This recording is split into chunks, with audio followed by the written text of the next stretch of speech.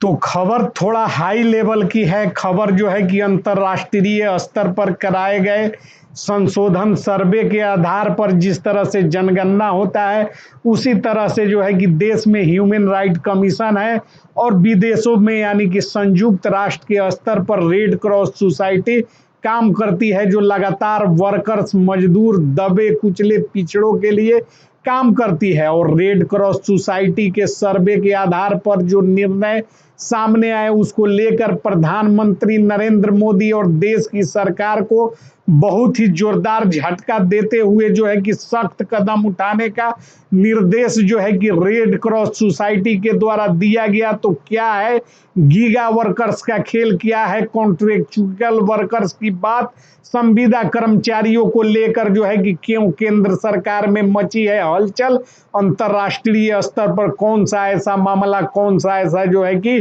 भेद खुला है देश का, जिसको लेकर प्रधानमंत्री श्री नरेंद्र मोदी जी की कार्यालय ने देश के तमाम राज्यों के मुख्य सचिवों को पत्र भेजकर तत्काल प्रभाव से 10 वर्ष से अधिक कार्यरत संविदा कर्मचारी, आउटसोर्स कर्मचारी और नियमित कर्मचारियों की भांति इन तमाम कर्मचारियों का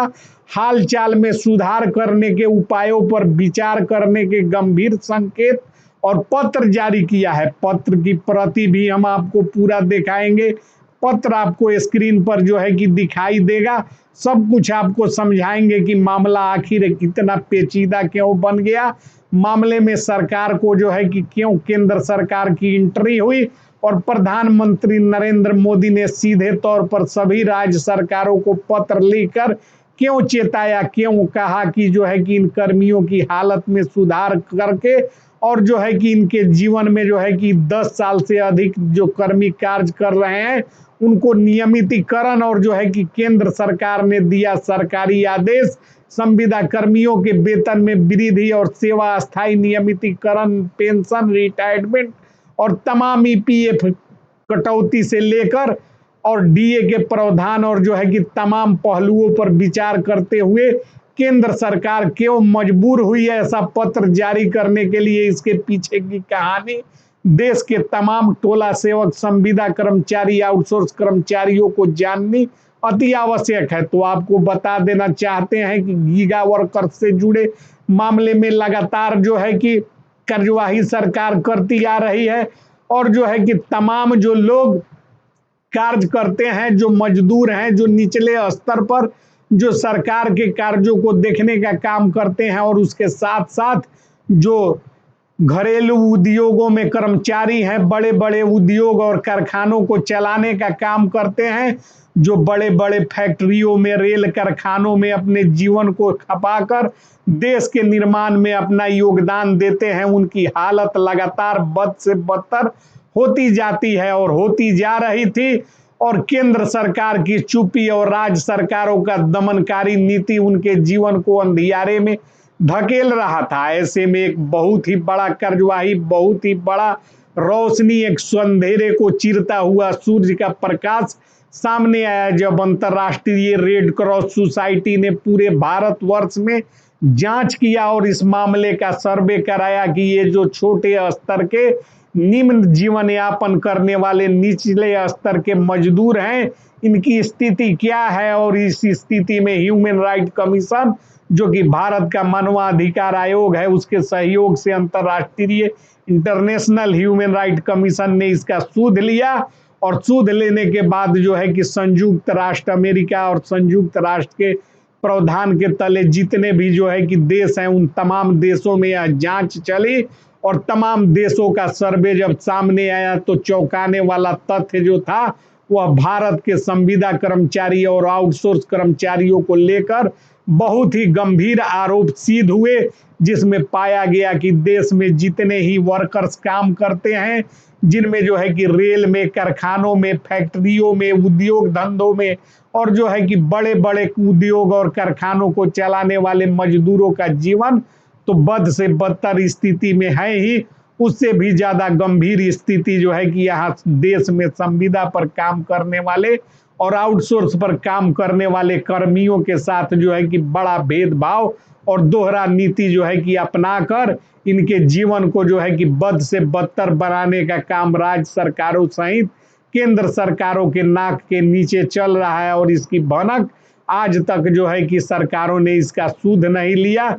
जिसका अब अंतर्राष्ट्रीय संगठन के द्वारा जो है कि सूद लिया गया है। अंतर्राष्ट्रीय संगठन ने तमाम देशों का बैठक आयोजित किया। बैठक में जो है कि बारी बारी तमाम पहलुओं को जो है कि रखने का काम किया और विस्तार पूर्वक इसका अध्ययन करने के बाद पाया कि स्थिति जो है कि सबसे ज़्यादा कहीं गंभीर है तो वह जो है कि यही है। और यहाँ के जो है कि सवाल को उठाते हुए रेड क्रॉस सोसाइटी और ह्यूमन राइट कमीशन के द्वारा केंद्र सरकार के साथ संयुक्त रूप से एक मीटिंग आयोजन किया गया, बैठक की गई, जिसमें जो है कि तमाम बातों का जो है कि ध्यान पूर्वक निपटारा करने हेतु केंद्र सरकार को निर्देशित किया गया, जिसके आलोक में केंद्र सरकार ने इन तमाम बातों को जो है कि बड़ी गंभीरता पूर्वक लिया है। और प्रधानमंत्री नरेंद्र मोदी ने जो है कि तमाम संविदा कर्मचारी, आउटसोर्स कर्मचारी, गीगा वर्कर्स, उद्योग धंधों में काम करने वाले संगठित क्षेत्र के मजदूरों के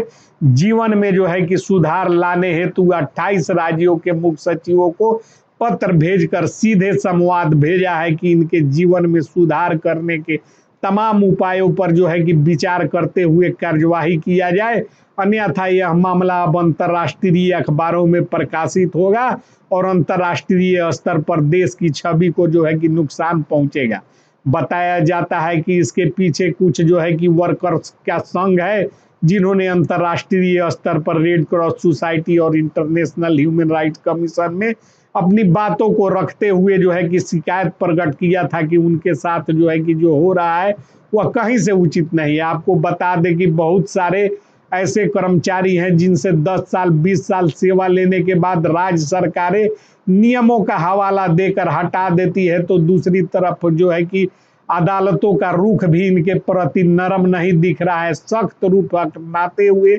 अदालतें इनके मामलों में जो है कि गंभीर फैसला लेती है और कड़े कदम उठाती है, जबकि होना यह चाहिए था कि मानवता के आधार पर इनको जो है कि तमाम तरह की सुविधाएं और अब तक इनको राजकर्मी घोषित कर दिया जाना चाहिए था।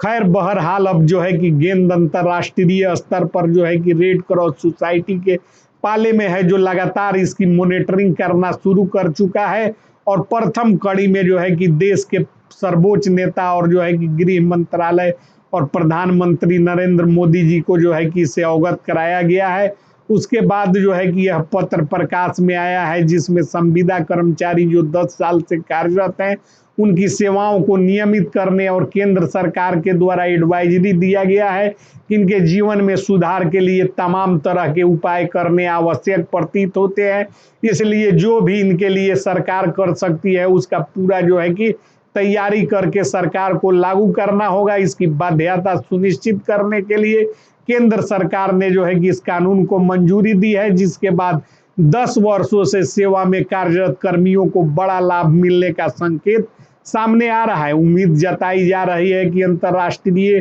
चूंकि मैंने पहले ही कहा कि यह न्यूज कुछ हाई लेवल का है, आपको बता देना चाहते हैं कि अंतर्राष्ट्रीय स्तर पर जो है कि तमाम देशों में कार्य करने वाले जो है कि गरीब और कमजोर वर्ग के लोगों का जो है कि डाटा तैयार किया जाता है और उसका आकलन करके जो है कि संबंधित सरकार को आवश्यक कार्रवाई हेतु निर्देशित किया जाता है। इसी कड़ी में 10 वर्ष से अधिक कार्यरत कर्मियों को नियमित करने, आउटसोर्स कर्मियों को जो है कि सरकारी कर्मचारी बनाने और तमाम तरह के जो है कि इनके जीवन में सुधार, मूलभूत सुविधाओं के अभाव को दर्शाते हुए जो है कि रेड क्रॉस सोसाइटी के द्वारा और अंतर्राष्ट्रीय यानी कि इंटरनेशनल ह्यूमन राइट कमीशन के पहल पर प्रधानमंत्री नरेंद्र मोदी का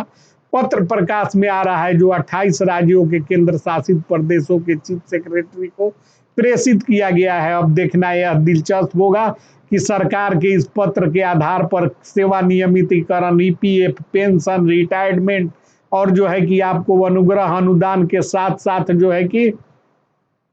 इनके जीवन में क्या सुधार होता है और क्या ईपीएफ और पेंशन की राशि और तमाम चीज़ों का जो है कि कटौती शुरू होता है या नहीं, था इस मामले में फिर जो है कि अंतर्राष्ट्रीय जो है कि ह्यूमन राइट कमीशन एक्शन लेगा और अंतर्राष्ट्रीय स्तर पर सरकार की किरकिरी होगी। उससे पहले ही राज्य सरकारों का क्या कार्यवाही होता है यह देखना दिलचस्प होगा। वीडियो अच्छी लगी हो तो ज़्यादा से ज़्यादा शेयर कीजिएगा, वीडियो को लाइक ज़रूर कीजिएगा। लाइक नहीं कीजिएगा तो इससे जुड़ा हुआ खबर आप तक जो है कि नहीं पहुंच पाएगा। जय हिंद, जय भारत।